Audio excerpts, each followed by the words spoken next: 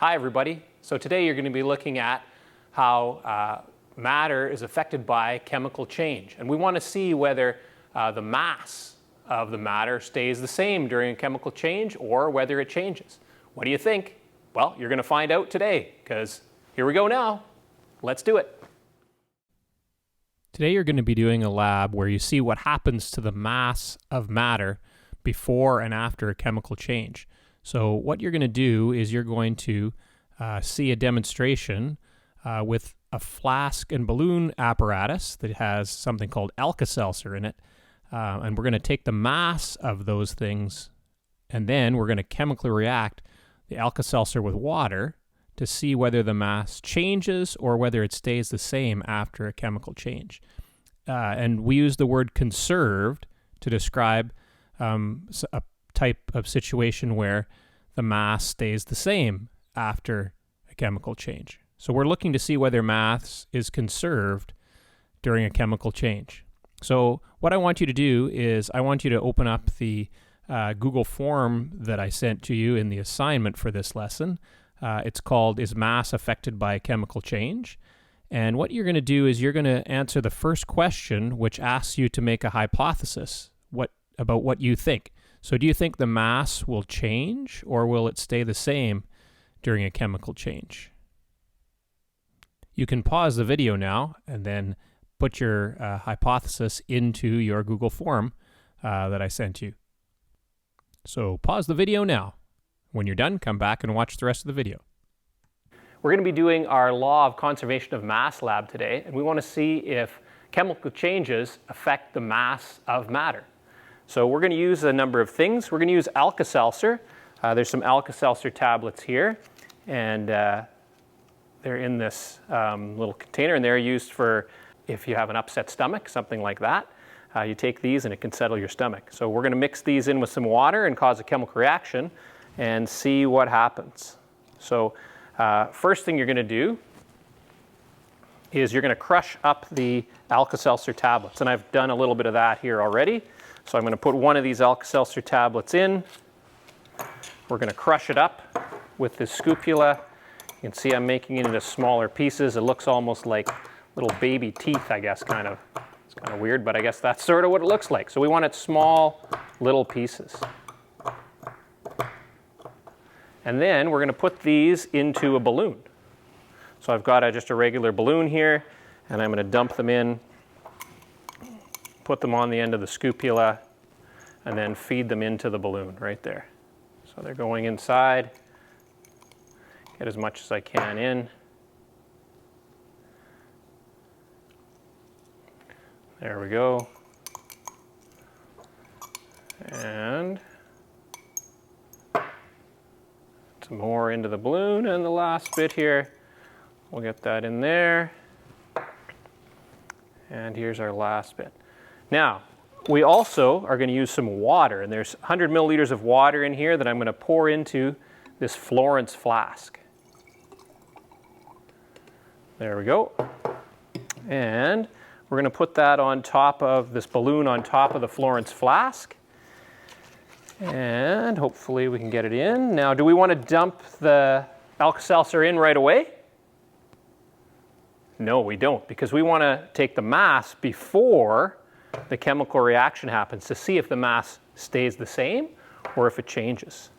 So let's see here. So first thing we're going to do is we're going to use this balance. And if you remember, we're going to use the larger mass first and keep moving it until it goes below the zero. So it did. So we're going to move this back, click it into place with the arrow pointing at the number. Then we're going to move the medium-sized one. Keep moving that until it goes below zero.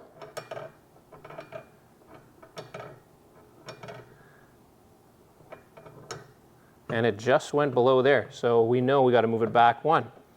So it's 190 something. So now we're going to move the tiny one here. Just keep moving it over until it matches right up with zero. I think we went a little too far. Oh, maybe not. Should be just about right there. So we are at 194.8 8 grams, 194.8 grams. So I'm going to write that down on my piece of paper here. So 194.8 grams. So that's what our mass is before the chemical reaction happens. Now you're going to go back to the Google form and you're going to write the mass of the flask and balloon apparatus before the chemical reaction occurs. And that's question 2 on the Google form. So you can pause the video and go do that now. Now, what do you think is going to happen when I put the Alka-Seltzer into the water? What do you think? Yeah, that's right. Well, we'll see. See if your prediction comes true here. I just got to adjust this a little bit so that we can get the Alka-Seltzer going in. We'll see if we can get it to fall out here. It's starting to go in. There we go. Oh, do you see it reacting there? Let's see what happens to the mass. There it's reacting. Make sure it all gets in there. Oh, what's happening to the balloon? So there's carbon dioxide bubbles or gas forming when the water and the Alka-Seltzer react. And that carbon dioxide is filling up inside the balloon. So there you go. Now you can pause the video again and go back to the Google form and write your answers for question 3, 4, and 5. You're going to write your answers for what you observed happening to the tablet pieces, the water, and the balloon. Now let's take a look at the mass. I think it's about exactly the same. It hasn't changed at all. It's still 194.8 grams. You should pause the video again now and then record the final mass after the chemical reaction has happened for the flask and balloon apparatus on the Google form. That's question number 6 on the form. So do that now and then come back to the video. Did the mass stay the same or did it change? That's right, it stayed the same. So we say that mass is conserved. And that happens because the particles of the substances, when they chemically react, the particles just rearrange themselves. No new particles are made. Because if you remember, mass is just the amount of particles that are in a substance. So that's why the mass stays the same. If during chemical reactions we gained mass, well, every chemical reaction on Earth would start to add more mass to the Earth. And that doesn't happen. So the particles just rearrange the way they're set up.